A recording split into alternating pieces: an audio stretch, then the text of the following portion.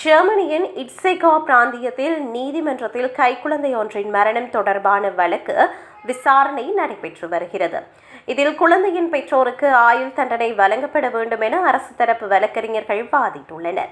தங்கள் பராமரிப்பில் இருந்த குழந்தையை மிக கொடூரமாக கொடுமைப்படுத்தி கொலை செய்ததாக அவர்கள் மீது குற்றம் சுமத்தப்பட்டது. பாதிக்கப்பட்ட குழந்தை தரப்பு வழக்கறிஞரும் இந்த ஆயுள் தண்டனை கோரிக்கையை ஆதரித்து முன்வைத்துள்ளார்.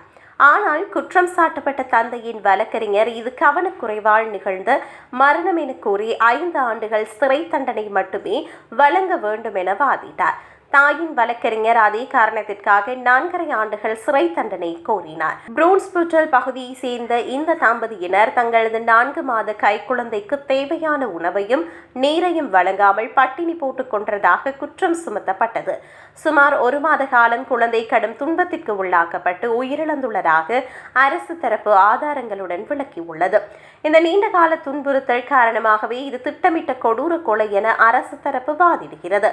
விசாரணையின் போது தாங்கள் மிகுந்த மன அழுத்தத்தில் இருந்ததாகவும் மறதி மற்றும் மருத்துவ சந்திப்புகளை தவறவிட்டதுமே இந்த தவறுக்கு காரணம் எனவும் பெற்றோர் தரப்பில் தெரிவிக்கப்படுகிறது. இந்த தம்பதியினருக்கு 3 வயதில் இரட்டை குழந்தைகள் உள்ளனர். இது தொடர்பான இறுதி தீர்ப்பு எதிர்வரும் 21ஆம் தேதி காலை 9:30 மணிக்கு அறிவிக்கப்படும் என நீதிமன்ற செய்தி தொடர்பாளர் தெரிவித்துள்ளார்.